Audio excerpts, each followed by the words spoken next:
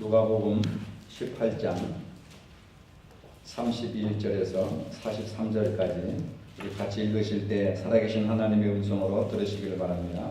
같이 읽겠습니다. 예수께서 12 제자를 데리시고 이르시되 보라 우리가 예루살렘으로 올라가노니 선지자들을 통하여 기록된 모든 것이 인자에게 응하리라.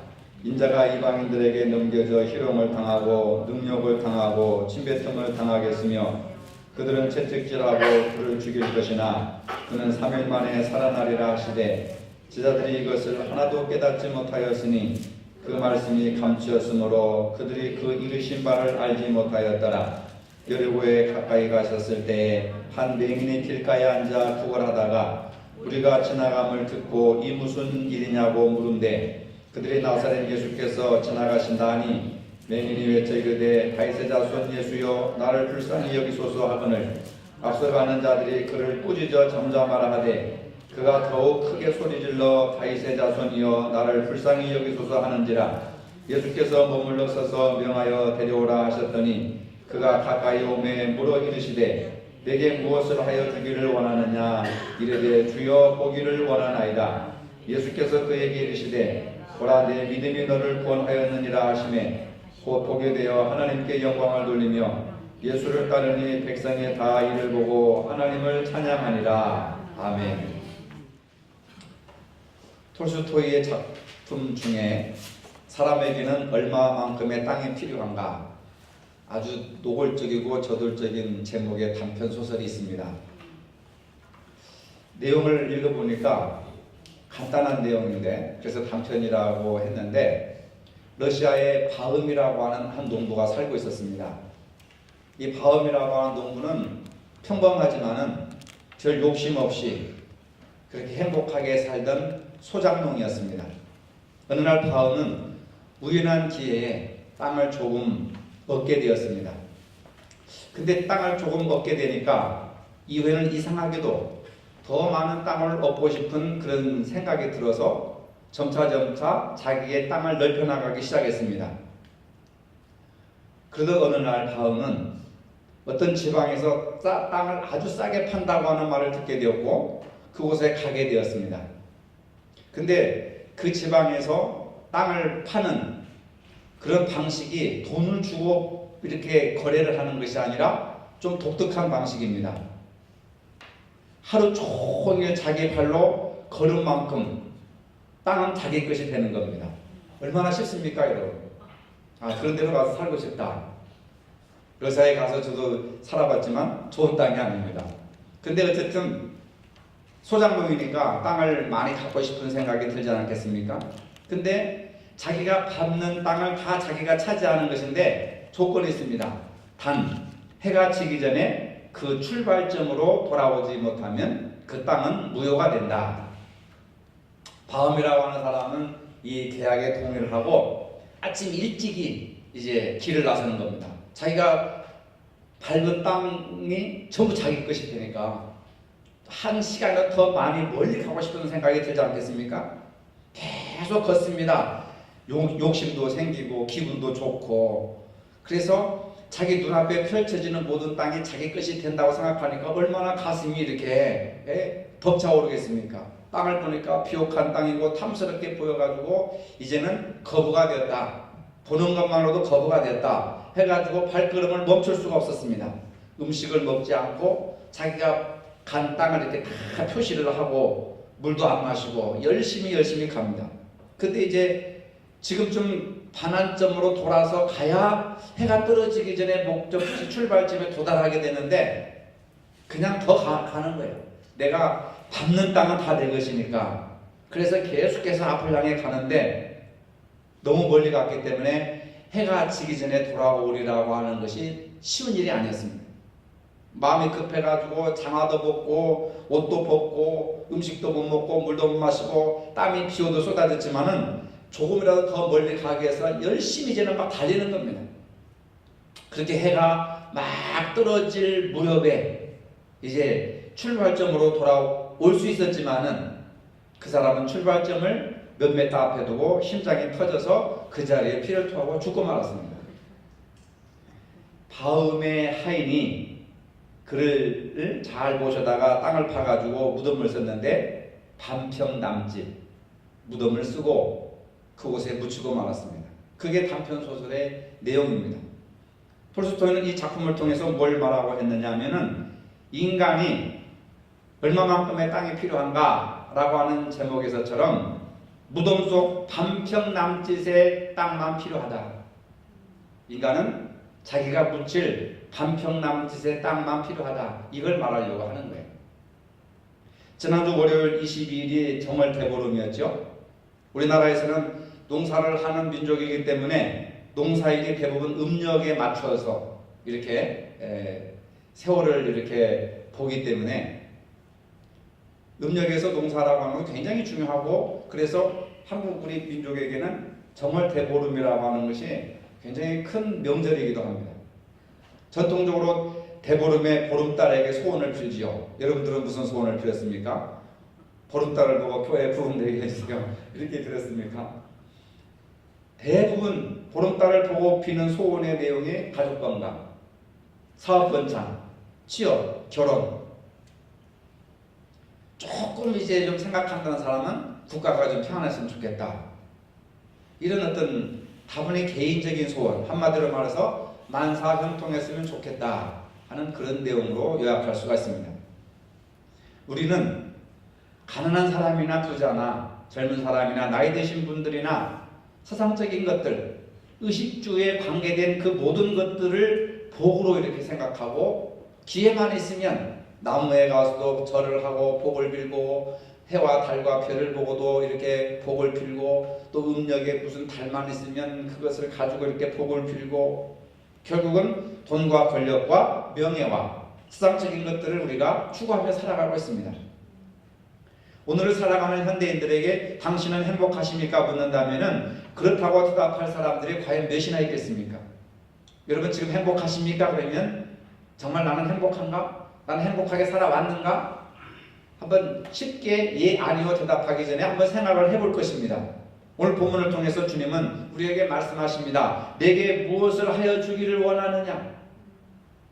내게 만약에 소원이 있다고 한다면 너는 무엇을 원하느냐 하면 여러분들 뭘 원하겠습니까? 금도끼를 원합니다. 은도끼를 원합니다. 금수저를 원합니다. 은수저를 원합니다. 그렇게 대답하지 않겠느냐? 그 말. 내게 무엇을 하여 주기를 원하느냐? 이 말씀은 우리에게 인생이 무엇인지를 생각하게 하는 그러한 질문입니다. 그러면 우리는 무엇을 듣는가? 31절로 34절의 말씀입니다. 본문 31절 34절에 보면 예수님은 이방인들에게 넘겨주어서 희롱을 당하고 채찍질을 당하고 죽을 것이라고 제자들에게 말씀을 하십니다. 이것이 예수님의 말씀입니다. 그런데 이 말씀을 들은 제자들은 도무지 무슨 말씀인지 하나도 깨닫지를 못합니다. 왜 그럴까요, 여러분? 소통이 안 되는 거예요. 잘못 들은 겁니다. 예수님께서 말씀을 잘못하셨습니까? 내가 이제 얼마 후에 이방인들에게 넘겨서 희롱을 당하고 침뱉음을 당하고 채찍질을 당하고 그리고 십자가에 죽을 것이고 사흘 만에 살아날 것이다. 이게 예수님의 삶을 요약적으로 핵심적으로 요약했는데도 불구하고 예수님을 따라 다닌다고 하는 제자들이 그 말을 무슨 예수님이 뭐 방언으로 했겠습니까? 사람들이 알아들을 만한, 제자들이 알아들을 만한 말을 했는데 도무지 무슨 말씀인지 하나도 깨닫지 못하더라. 그러니까 예수님이 말씀하셨는데 제자들이 뭐 했어요? 잘못 들었다 그 말입니다. 세상에서는 듣기 지겨운 말을 억지로 오래 듣는 것을 흔히 설교를 들었다. 올바른 소리를 하면 또 설교하고 있네. 부모가 자식들한테 뭐라고 하면 설교 그만하라고. 아니 왜 설교를 왜 걷다 갔다 끌어다 당기는지 모르겠어요. 사람들의 설교는 잔소리 이렇게 동의어로 생각을 해버리는 거예요. 여러분 설교는 절대로 잔소리가 아니라는 것을 믿으시기를 바랍니다. 하나님의 말씀입니다. 생명을 주시는 말씀, 구원해 주시는 말씀, 축복을 주시는 말씀, 우리에게 영생을 주시는 하나님의 말씀인데 하나님의 말씀을 자꾸 잔소리로 바꾸어서 듣는다고 한다면 예수님이 성경을 통해서 아무리 말씀하셔도 제자들처럼 도무지 무슨 말씀인지 하나도 모르겠다. 그런 사람들이 많이 나온다 그 말입니다. 그렇기 때문에 우리는 설교를 지루하고 듣기 싫은 소리, 잔소리 이런 말씀이라고 하는 선입관을 우리가 버려야 된다고 하는 거죠. 왜냐하면 하나님의 말씀은 살아서 역사하신다는 것을 믿으시길 바랍니다. 하나님의 말씀은 살아서 마음에 깊은 감동과 은혜를 줍니다. 깨달음을 줍니다. 변화를 줍니다. 회개케 합니다. 소생케 하는 역사가 있습니다. 보네퍼라고 하는 신학자는 이렇게 말합니다. 설교는 예수 그리스도가 회중들 안에 직접 들어오시는 사건이다. 여러분, 예수님을 어디서 만납니까? 예수님을 어떻게 영접합니까? 말씀을 통해서 설교를 들을 때에 여러분들의 가슴 속에 예수님이 들어오시는 사건이 설교를 듣는 사건, 말씀을 듣는 사건이라고 하는 거예요. 예수님을 전하는 설교를 통해서 듣는 이에게, 설교를 통해서 예수님께서 여러분들에게 찾아오시는 사건이라고 하는 겁니다. 그러니까 설교를 아무리 들어도 예수님을 모르고 예수님의 음성을 듣지 못하고 예수님의 마음을 헤아리지 못하고 예수님의 뜻을 모른다면 그 사람은 설교를 들은 것이 아니에요. 예배를 드리는 것이 아니에요. 그냥 예배당에 앉아 있는 거예요. 그래서 설교는 말씀과 부딪히는 사건이고 예수 그리스도가 말씀을 통해서 내 속에 들어오는 회중들 여러분들 안에 직접 들어오시는 사건이라는 거예요. 교통사고만 사건 아니잖아요. 살인사건만 사건이 아니잖아요. 예수님이 말씀을 통해서 설교를 통해서 내 안에 들어오시는 것도 엄청난 사건이라. 왜 사건이라고 했겠습니까? 예수님이 내 안에 들어와서 나를 확 뒤집어버리니까, 나를 변화시키니까, 나를 새롭게 하니까. 그래서 사건이라고 하는 거예요. 여러분, 이런 사건들을 많이 경험하시기를 바랍니다. 여러분, 이게 뭘 통해서요? 설교를 통해서, 말씀을 통해서 예수 그리스도께서 여러분들 안에 직접 들어오시는 사건, 이런 사건을 경험해야 되는 겁니다. 한 사람이라도 여러분들이 오늘 드리는 이 예배를 통해서 우리 가운데 단 한 사람이라도 예수님이 여러분들 속에 들어오는 그런 놀라운 사건을 경험만 해도 사도 바울이 다메섹 도상에서 뒤집어진 것과 똑같은 사건을 여러분들은 경험하게 되는 거예요. 그래서 양보다도 질이 더 중요하다는 겁니다. 말씀을 듣는 우리들은 본성이 악하고 죄를 가지고 있기 때문에 사건으로서 내 안에 들어오신 예수님께서 살아계셔서 우리의 혼과 영과 간주알과 골수를 찌르고 쪼개는 그러한 역사를 나타내기 때문에 말씀을 사건이라, 설교를 예수님이 내 안에 들어오시는 사건이다.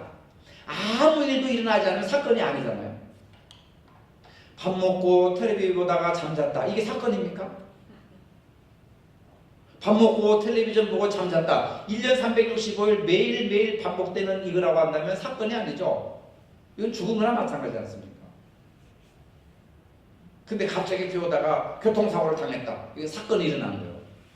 충격적인 사건이 일어난 거예요. 놀랄만한 사건이 일어난 거예요. 사건이라고 하는 것은 계속해서 반복되는 것은 사건이 아니에요. 그건 일상적인 일입니다. 근데 뜻밖의 사건이 일어났다. 전쟁이 일어났다. 사건이 일어났다.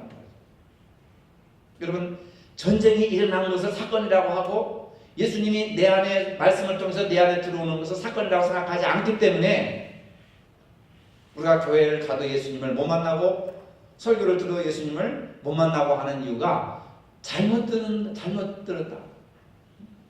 잘못된 생각, 잘못 듣고 잘못 생각하기 때문에 말씀을 사건으로 우리가 받아들이지 못하는 겁니다. 말씀은 죽은 말씀이 아니라 살아있는 말씀입니다. 생명의 능력, 구원의 능력, 우리의 삶을 뒤바꾸는 그런 삶이기 때문에 능력 있는 사건이라고 하는 겁니다. 말씀을 모르고 신앙생활을 하면은 주님께서 아무리 중요한 말씀을 하셔도 제자들이 도무지 그 말씀이 무슨 뜻인지 깨닫지 못하였던 것처럼 우리가 말씀을 모르고 그냥 교회를 다닌단 말입니다. 그렇기 때문에 하나님의 말씀을 듣는 것에 대한 기본적인 자세를 우리가 바꿔나가야 된다. 설교는 듣기 싫은 지겨운 잔소리의 말씀이 아니라 내 영혼을 수장시키시고 정신을 맑게 해주시고 생각을 바르게 하시고 가슴에 용기와 빛과 힘을 가져다주는 하나님의 말씀으로 들으시기를 바랍니다. 그럴 때 예수님이 우리의 삶을 변화시키실 것입니다. 두 번째로 무엇을 구하는가? 35절에서 41절의 말씀입니다. 무엇을 구하는가?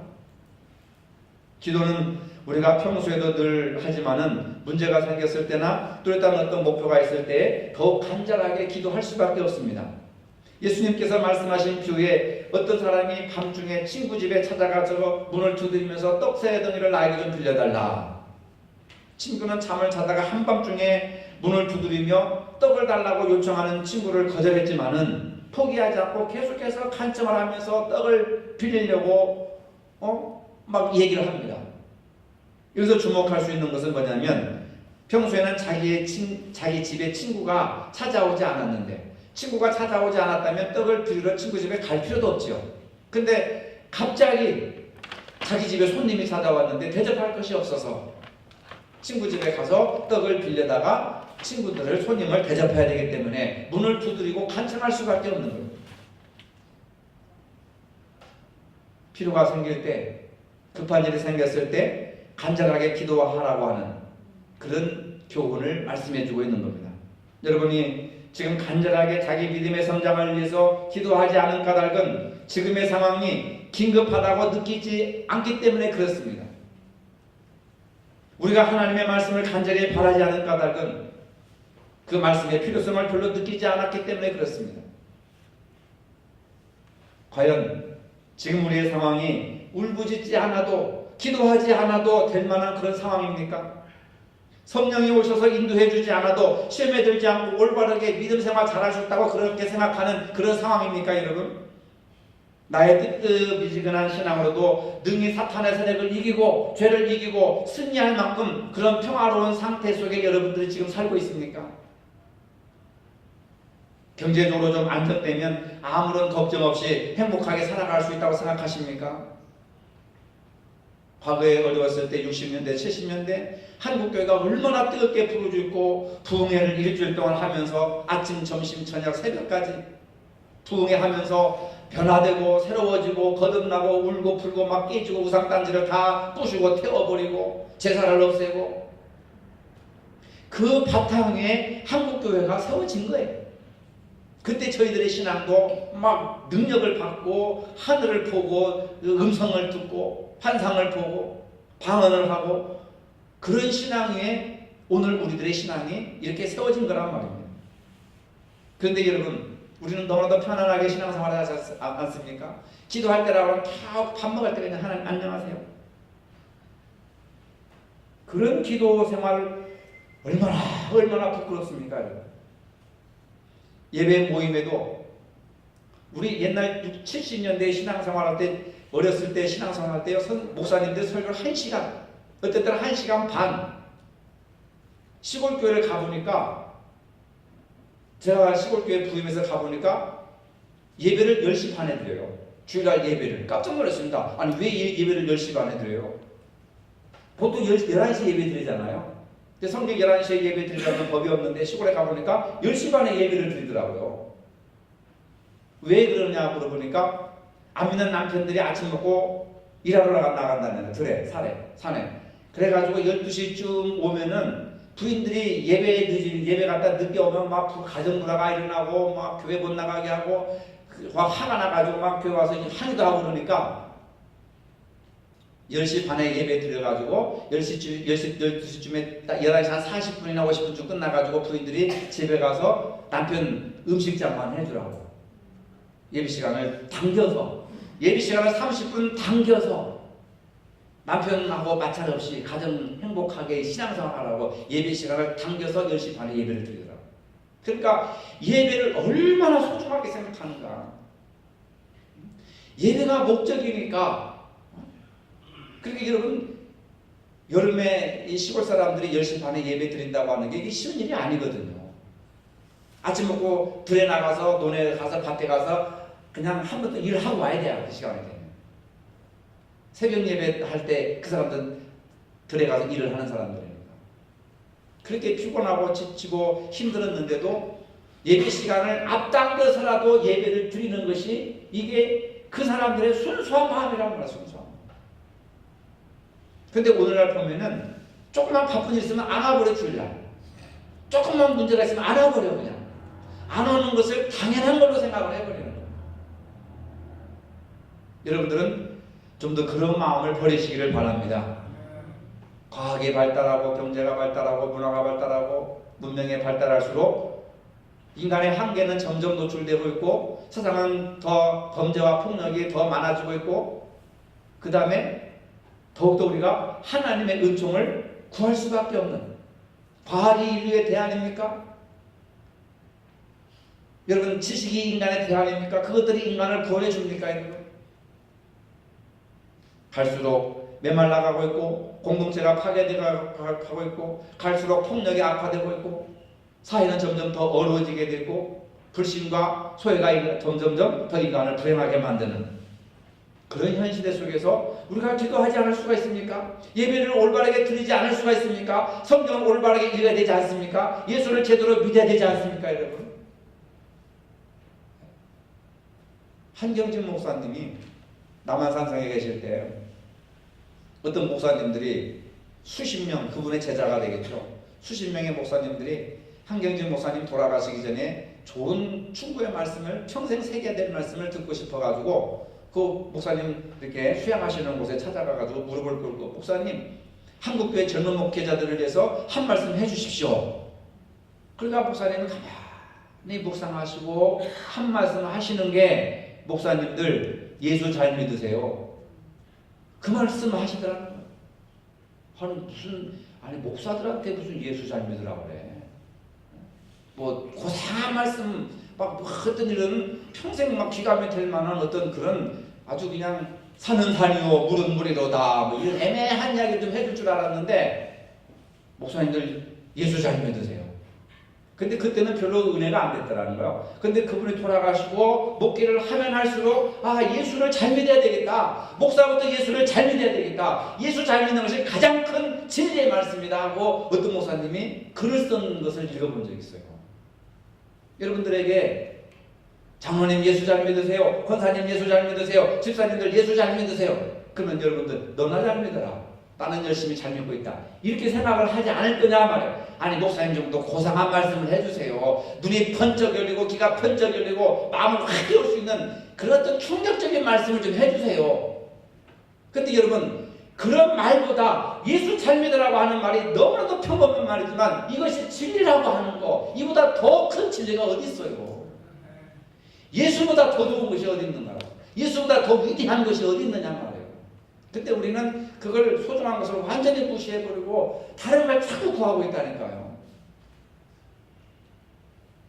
오늘 우리는 무엇을 구하고 있습니까? 여러분들 무엇을 구하고 있습니까? 38절에 보니까 이 맹인이 필사적으로 부르짖습니다. 다윗의 자손 예수여 나를 불쌍히 여기소서. 이것도 그냥 두 번씩이나 다윗의 자손 예수여 나를 불쌍히 여기소서. 예수님이 못 들을까봐 이 사람이 두 번씩이나 부르짖은 것은 군중들이 예수님이 지나가신다, 예수님이 이곳에 머물러 계신다가 아니라 예수님이 지나가신다라고 하는 말을 들었기 때문에 내가 지금 예수님이 지나가시기 전에 내가 부르짖어야지. 예수님이 지나가신 다음에 부르짖어봤자 소잃고 외양간 고치는 격이다 해가지고 예수님이 지나가시기 전에 막 부르짖은 거예요. 여러분. 이게 중요한 거 아니겠습니까? 오늘 살아가는 우리들에게 이 사건이 놀라운 복음의 말씀이 되고 있습니다. 구원의 기회라고 하는 것은 지나가면 그만입니다. 그래서 바울은 고린도서 6장 2절에 보라 지금은 은혜 받을 만한 때요 지금은 구원의 날이로다. 할렐루야. 보라 지금은 하고 하는 이 시간 이 순간은 지금 은혜 받을 만한 때요 구원의 날이로다. 이 순간을 놓치면 예수님이 지나가 버리신다 그 말입니다. 아들 키워놓고요 돈 벌어놓고요 빚 갚아놓고요 취직하고요 은퇴하고요 뭐하고요 그러고 나서 예수 잘 믿겠습니다. 교회 봉사하고 헌신하고 충성하겠습니다. 얼마나 우리가 한치 앞을 내다보지 못하는 자기 변명이냐 그 말입니다. 지금 이 사람은 자기가 눈을 뜰 수 있는 기회가 예수님을 만났을 때 바로 이 순간이라고 하는 거예요. 지나가 버리면 끝나는 겁니다. 그래서 다윗의 자손 예수여라고 두 번씩이나 목을 그냥 놓아서 부르짖고 간청하는 겁니다. 이것은 뭡니까? 예수님은 자신의 눈을 뜨게 할 치료자일 뿐만 아니라 구원을 주시는, 나에게 영생을 주시는 메시아라고 고백한다고 하는 겁니다. 오늘날 많은 사람들이 예수님을 하나의 성인으로, 세계의 4대 성인으로 이해하고 있지, 오늘 나를 구원해주는 구원자라고 이해하지 못하는 사람들이 많습니다. 예수 믿으면 복받고, 예수 믿으면 자식들이 잘되고, 예수 믿으면 건강하고 오래 살고, 이런 것만 알고 예수를 찾아왔지, 정말로 나의 죄를 사해 주시고 나에게 영생을 주시고 소망을 주시고 구원을 주시는 그런 예수 그리스도라고 하는 예수님의 본질을 모르고 믿다 보니까 자기 주관한 대로 따라가게 된다, 그 말입니다. 예수님은 맹인을 향해 말씀하십니다. 내가 내게 무엇하여 주기를 원하느냐? 주저없이 얘기합니다. 주여 보기를 원하나이다. 주여 보기를 원하나이다. 그러니까 예수님께서 내 믿음대로 되라.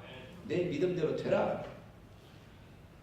오늘 여러분들의 생각이, 여러분들의 입술의 말이, 여러분들의 행동이 여러분들의 믿음이란 말이에요.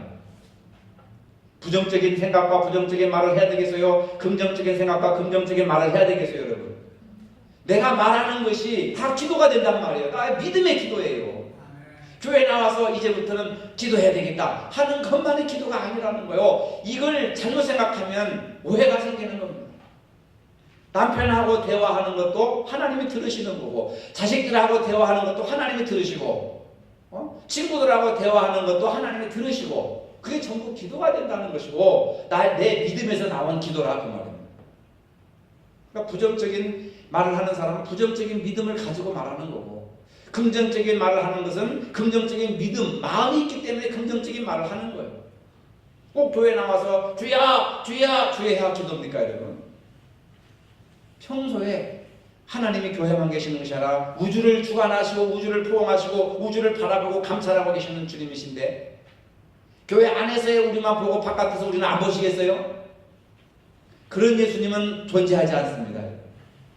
교회 이 시간 예배드리는 시간도 보시고, 여러분들의 점심 먹는 모습도 보시고, 운전하는 모습도 보시고, 공부하는 모습도 보시고, 일하는 모습도 보시는 하나님, 그 속에서 여러분들의 생각을 들으시고 여러분들의 말을 들으시고, 그래서 네가 말하는 대로 되라, 네가 생각하는 대로 되라. 그게 뭡니까? 내 믿음대로 되라. 따라해봅시다. 내 믿음대로 되라.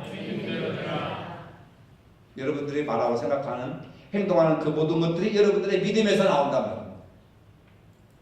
어떤 사람은 안 돼, 못 돼, 할 수 없어, 죽을 때까지 부정적인 생각을 가지고 끝까지 아무것도 못하는 사람이 있어요. 근데 어떤 사람들은 어려워도 함께 해봅시다, 할 수 있습니다, 노력합시다, 기도합시다, 힘내십시다. 그러면 그대로 되는 거예요. 왜? 믿음대로 되니까. 여러분들의 믿음을 키우시기를 바랍니다. 확장시키기를 바랍니다. 무엇을 구하는가? 다윗의 자손 예수여 나를 불쌍히 여기소서. 우리는 이런 기도를 해야 되겠죠. 다윗의 자손 예수여 사람 없는 나를 불쌍히 여겨 주시옵소서. 봉사와 충성이 없는 나를 불쌍히 여겨 주시옵소서. 믿음이 없는 나를 불쌍히 여겨 주시옵소서. 행함이 없는 믿음 가지고 살아가는 나를 불쌍히 여겨 주시옵소서. 열심이 없는 나를 불쌍히 여겨 주옵소서. 아주 주일날을 밥 먹듯이 빼먹는 나를 불쌍히 여겨 주옵소서. 이런 구체적이고 실제적인 기도를 가지고 우리가 간구해야 되지 않느냐. 맹인은 눈을 떠달라고, 가장 중요한 문제가 눈 뜨는 거잖아요. 근데 우리는 뭡니까? 먹을 걸 주세요, 입을 걸 주세요, 마실 걸 주세요. 자꾸 이런 것만 구하다 보니까 예수님이 뭘 말씀하시려고 이 땅에 오셨고 성경을 왜 기록하셨는지 모르고 그냥 믿는 거란 말이에요. 저는요, 아버지 설교 잘하게 해주세요. 그런 기도 많이 해요. 매일 합니다. 설교 잘하게 해주세요. 잘한다고 하는 것은 청산유수처럼 막 물어보듯이 그렇게 하는 것이 아니라 제대로 설교하게 해주세요. 성경을 읽을 때 제대로 보게 해주시고 제대로 읽게 해주시고, 이 책을 한 번 보면서 이 책을 전부 잘 읽어서 잘 이해할 수 있도록 나에게 지혜를 주옵소서. 이런 기도를 한다니까요. 지금도 여러분들 설교하기 전에 목사님 설교를 잘 들을게 해 주옵소서. 성경을 읽을 때 주여 내 눈을 열어서 성경을 잘 읽을 수 있도록 나를 도와주세요. 그런 기도를 해야 될 줄로 믿으시길 바랍니다. 찬송을 할 때도 찬송 잘하게 해주세요. 반주할 때도 반주 잘하게 해주세요. 선가할 때 선가 잘하게 해주세요. 교사할 때 교사 잘하게 해주세요. 왜 이런 기도를 우리가 안 하느냐 말이에요. 이제는 이런 구체적인 것을, 실제적인 것을 여러분 구하시기를 바랍니다. 그렇게 할 때 내 믿음대로 되라. 그러면 그런 기도를 실컷 하고 강단에 올라가면 막 자신감이 생기는, 확신이 생기는 거예요. 그 다음에 세 번째로 우리는 무엇을 보는가? 42절 43절입니다. 맹인의 부르짖음을 들으신 주님께서 질문하셨습니다. 41대에게 무엇을 하여 주기를 원하느냐? 가장 귀한 것이 뭐겠습니까? 보는 것입니다. 먹지 못하는 자에게 먹는 것이 가장 중요한 것이고, 병든 자에게 치료받는 것이 가장 중요한 것이듯이 맹인에게 가장 중요한 것은 돈과 물질이 아닙니다. 명예가 아닙니다. 보는 것입니다. 얼마나 단순한 거예요.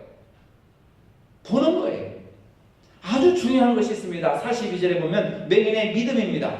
예수님께서 맹인이 믿음을 보시고 내 믿음대로 되라. 내 믿음대로 되라. 그리고 그 사람이 하나님께 영광을 돌리게 되었다고 하는 겁니다. 눈을 떴을 뿐만 아니라 뭐예요? 하나님께 영광을 돌리게 돼요. 아, 하나님이 살아계시고 예수님이 살아계셨구나.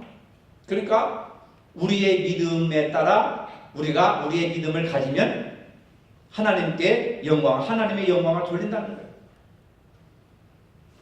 여러분, 교회 부흥 입에 달고 우리가 열심히 말을 하고 해야 되지만 그게 여러분들의 기도가 돼야 되고, 그리고 그것이 여러분들의 믿음이 되었을 때 그게 하나님께 영광이 되는 거예요. 교회 부흥은 하나님께 영광을 돌리기 위해서 교회 부흥을 기도해야 되는 거예요. 우리 교회 크다, 우리가 뭐 한다, 이걸 나타내려고 하면 죽었다 깨도 부흥이 안 됩니다. 하나님께 영광, 이 지역에서 하나님이 살아계신 것을 보여주게 하옵소서. 하나님께 영광 돌리게 하여 주옵소서. 그러기 위해서 우리가 힘을 내야 됩니다. 그러기 위해서 우리가 좀 더 힘을 우리가 모아야 됩니다. 하나님. 그래서 물질도 필요하고 일꾼들도 필요하고 더 큰 하나님의 영광을 위해서 우리 교회가 쓰임받기 위해서 하나님 그런 일꾼들을 보내주소서. 이런 기도를 해야 된단 말이에요. 우리 교회 몇 명 모이고 예산이 얼마고 이런 거 나타내려고 하나님 부흥시켜 주시겠어요? 우리의 생각을 바꿔야 된다. 아시겠습니까? 맹인으로 살면서 평생 맹인으로 살면서 작가와 교육자, 사회활동가로 됐던 헬렌 켈러라고 하는 사람이 있습니다. 태어나면서부터 소경, 농악, 그 다음에 말 못하는 사람, 벙어리, 이 3중 장애를 가지고 태어난 사람이었어요. 태어날 때부터 보지도 못하고 듣지도 못하고 말하지도 못하고 사람이겠습니까? 오래전에 초등학교 때 그분의 전기를 읽어봤는데 물이라고 하는 워러, 이 물이라고 하는 말을 3년 걸쳐서 배웠대요. 물이라고 하는 단어를 하나 익히는데 3년 동안 공부를 한 거예요. 셀리반 선생님이 3년 동안 집중적으로 물이라고 하는 단어 한 가지를 하나를 깨우치게 3년 동안 교육을 시켰다는 거예요. 그런 사람인데 미국에서 작가, 교육자, 사회활동가, 책도 많이 쓰고 많은 활동도 하고 그런 사람인데, 그런 사람에게 그 사람이 딱 이런 말을 했어요. 내 평생에 죽을 때까지 한 3일 동안만 눈을 뜨게 할 수 있다면, 3일 동안만 세상을 볼 수 있다고 한다면 첫째 날 나는 이렇게 할 것이다. 뭐냐면 나를 이만큼 가르쳐주고 교육시켜준 나의 선생 설리반을 찾아가겠다. 첫째 날은 눈을 뜰 수 있다면 지금까지 그의 특징과 얼굴 모습을 내 손끝으로 만져서 알던 그의 인자한 얼굴 그리고 아름다운 몸매 등을 몇 시간이고 물끄러미 보면서 그의 모습을 나의 마음속 깊이 간직해두겠다. 자기를 사람 되게 하고 가르쳐준 선생님을 찾아가겠다는 첫째 날. 그 다음 둘째 날 친구들을 찾아가고 그 다음엔 산으로 들로 산보를 가겠다. 바람에 나풀거리는 아름다운 나뭇잎 사기들, 들에 피어있는 예쁜 꽃들과 풀들, 그리고 저녁이 되면 석양에 빛나는 아름다운 노을을 보고 싶다. 이른 새벽에는 먼동이 트는 웅장한 장면을, 아침에는 메트로폴리탄에 있는 박물관, 오후에는 미술관, 그리고 저녁에는 보석 같은 밤하늘의 별들을 보내면서 하루를 보내고, 그리고 그 새벽에는, 그 마지막 날 3일째는 일찍 큰 길에 나가 출근하는 사람들의 얼굴 표정들, 아침엔 오페라 하우스에, 오후엔 영화관에 가서 영화를 감상하고 싶다. 그리고 저녁이 되면 나는 건물이 숲을 이루고 있는 도시 한복판으로 나와서 네온이 반짝이는 거리, 쇼윈도에 진열되는 아름다운 상품들을 보면서 집에 돌아와 내가 눈을 감아야 할 마지막 순간에 나는 3일 동안만 해도 세상을 볼 수 있게 하여 준 나의 하나님께 감사드리고, 그리고 영화는 암흑 세계로 들어가겠다. 3일 동안만 볼 수 있다면 선생님을 찾아가고 친구들을 보고 자연에 있는 모든 아름다운 것들을 보고, 그 다음에 천지를 창조하신 그 아름다운 천지 만물을 창조하는 것을 보고 사람들이 일상적으로 살아가는 그런 모습들을 보면서 조용히 눈을 감고 싶다. 여러분, 평생 동안 말하지도 듣지도 보지도 못하는 삼중 장애를 가진 헬렌 켈러가 이런 글을 쓴 거예요. 얼마나 감동적입니까? 3일 동안 볼 수 있다면 세상의 가장 아름다운 모습을 보고 싶다. 근데 우리는 날마다 세상에서 아름다운 모습을 보고 있으면서도 감사하지 못하고 아름다움을 아름다움으로 느끼지 못하고 살아가고 있습니다. 헬렌 켈러가 그토록 보고자 했던 그 모습을 우리는 24시간 마음만 먹으면 얼마든지 볼 수 있음에도 불구하고 우리는 왜 이런 믿음을, 이런 감동적인 고백을 할 수가 없을까? 오늘 본문의 맹인이 그토록 눈 뜨고자 했던 갈망, 우리는 태어나면서부터 눈을 뜨고 보고 있는데, 듣고 있는데, 말하고 있는데 우리는 자꾸만 먹을 것을, 입을 것을, 마실 것을 달라고 구하고 있는, 오늘 본문에 나오는 맹인과 너무나도 어처구니 없이 대비가 되는 세속적인 것들을 구하고 그것이 거룩한 것처럼 생각하고 살아가고 있는 오늘 우리들은 어쩌면 영적인 맹인이 아닌가? 입이 있어도 복음을 전하지 못하고, 귀가 있어도 말씀을 듣지 못하고, 눈이 있어도 말씀의 진리를 보지 못하는, 어쩌면 저와 여러분들의 헬렌 켈러와 같은 삼중의 장애를 갖고 살아가고 있지 않는가? 우리는 과연 세상을 아름답게 보고 있는가? 나의 주변의 사람들을 아름다운 사람이라고 보고 있는가? 여러분, 보는 것, 구하는 것, 듣는 것을 이제 우리는 새롭게 해야 됩니다. 본문의 맹인은 눈을 뜨고 많은 사람들에게 하나님께 영광을 돌렸습니다. 작가 톨스토이는 사람에게 평생 필요한 땅은 무덤에 들어갈 땅 반평의 땅만 필요하다고 말하고 있습니다. 그렇다고 한다면 오늘 여러분들은 무엇을 듣고 무엇을 구하고 무엇을 보고 있습니까? 스스로 답변해 보시기 바랍니다. 거룩하신 주님, 우리가 듣고 구하고 보는 것, 이 모든 것이 세상 것이 전부가 아니게 앞서서 성경을 통해 말씀을 듣게 하시고 진리를 볼 수 있는 우리의 눈을 열어달라고 구하게 하시고, 이러한 모든 능력들을 가능하게 하는 믿음을 달라고 구할 수 있는 저희 모두가 되게 하여 주시옵소서. 예수님의 이름으로 기도합니다. 아멘. 이제는 우리 주 예수 그리스도의 은혜와 하나님 아버지의 무한하신 사랑과 성령의 교통하심이 이제부터 우리가 듣고 구하고 보는 모든 것 위에 함께 하시기를 축원하옵나이다. 아멘.